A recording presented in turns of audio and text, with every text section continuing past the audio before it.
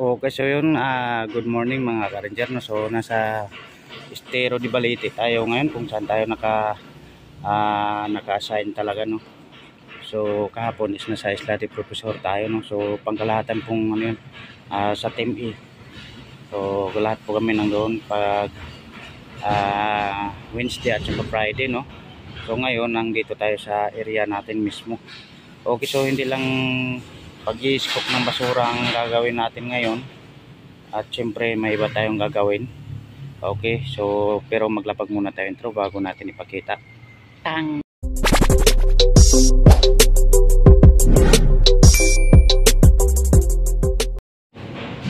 Okay, so mga ka-ranger, actually wala akong balak na mag-update dito sa ating Estero de Balete. So dahil napakarami nating gagawin, o ang hirap kasi pag marami kang gagawin tapos sinisingitan mo pang magbe-video, no?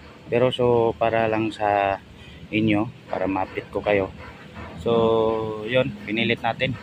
At yun ng mga nililinis natin, at marami yan kanina. Nandito na pala yung iba mga ka-ranger, no? So nailagay na natin. Okay, so ang gagawin kasi natin ngayon, kaya sabi natin marami, so mag-i-scoop tayo ng mga basura na yan, kasama itong mga na-scoop na natin. At ito, at may nalinis na rin din po ako dito sa mga gilid ng estero natin. Ayan, no? Kung kanina is marumi ito, no? So masukal. So ngayon inunti-unti na natin yan, no? So yun, kaya sabi ko marami. Oh my God! Wow!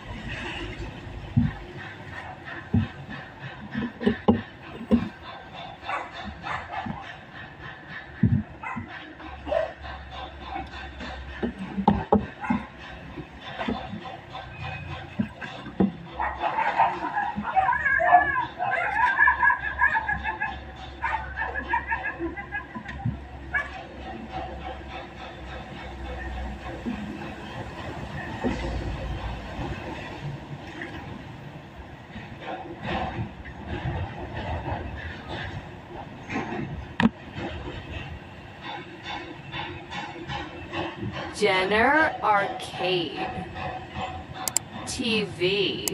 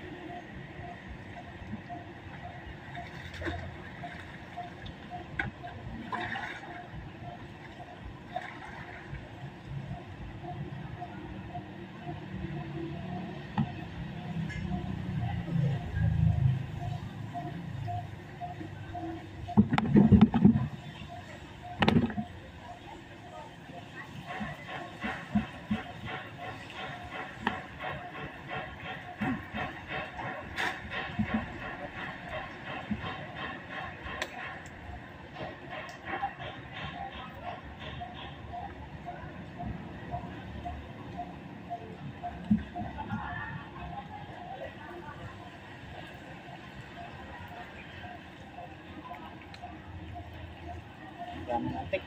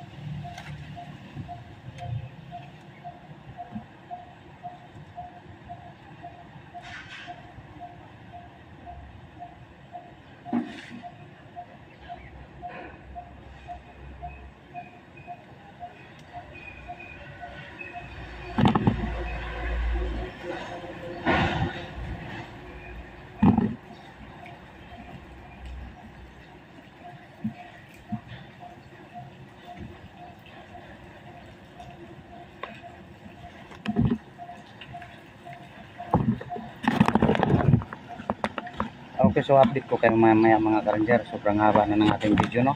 So update na lang sa pagtatapos nito, kung talagang maganda na ba at malinis na ba.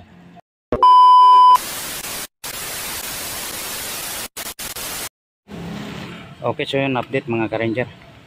Ayan, so nalinis na natin yung ating trap, no? Okay, so ayan, malinis na. Ay maliliit na lumot. Ayan. Okay, so yun at yung gilid pala dito is nang doon na rin tayo banda. Ayan. So ganyan ang kaganapan ng ating estero pagka malinis. Oh. Ganda. Ang ganda pagmasdan, hindi masakit sa mata. So may mga ibon ang naglilipad-liparan, di ba? Pagka malinis kasi hindi na sila takot dumapo sa gilid ng mga estero gawa ng as in hindi naman po talaga na mabaho yung ating estero at wala na rin pong mga basura shadow na kaya nakakalipad-lipad na sila sa gilid-gilid ng ilog. So update tayo ulit mga ka-ranger pagtatapos ng mga damo na yan. Sir! Yes, sir! Okay, so update na nga tayo mga ka-ranger sa pag ubos natin ng mga damo sa gilid, no? Okay, so pakita na natin. Daming nangangagat dito. Ayan. Ayan, so para mga ka-ranger mayroon pang natira, no?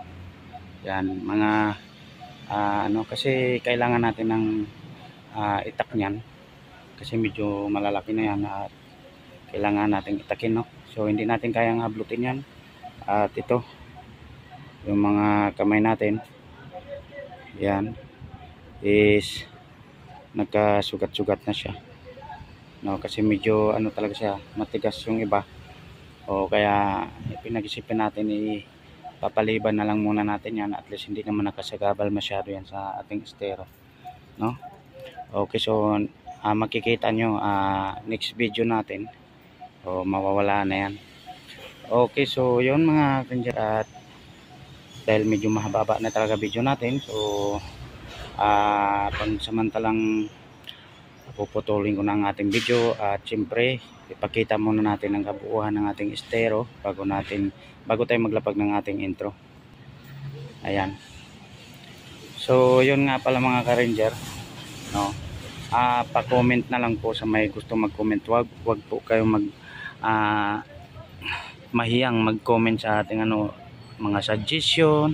Yun, so kailangan po namin yung mga suggestion ng mga ka-ranger kung ano pang dapat bang gawin namin para mapanatiling malinis ang ating estero. And then yan, yun na nga at siyempre tapos comment lang kayo mga ka-ranger, sinasabi ko sa inyo magre-reply ako sa inyo, no? So sa mga hindi pa rin po nakapag-subscribe ng ating channel, so please don't forget to subscribe my channel, no? Para tayo ay magkalami-lami, no? Okay, so yun nga pala may sasabihin pala ako mga ka-rangers. Ako po kasi yung taong gusto kong tapusin ang gawa ko, no? Agad-agad. Kasi ako yung taong laging excited na makita ang gawa ko kung anong nangyari, kung maganda ba sa paningin, no? So ngayon gusto ko rin comment nyo dito sa ating estero kung maganda ba ang malinis or mas maganda ba ang madumi. So comment lang kayo mga ka-ranger, yun pong tanong ko at syempre maglalapag na tayo ng intro natin. Bye bye and God bless po sa ating lahat.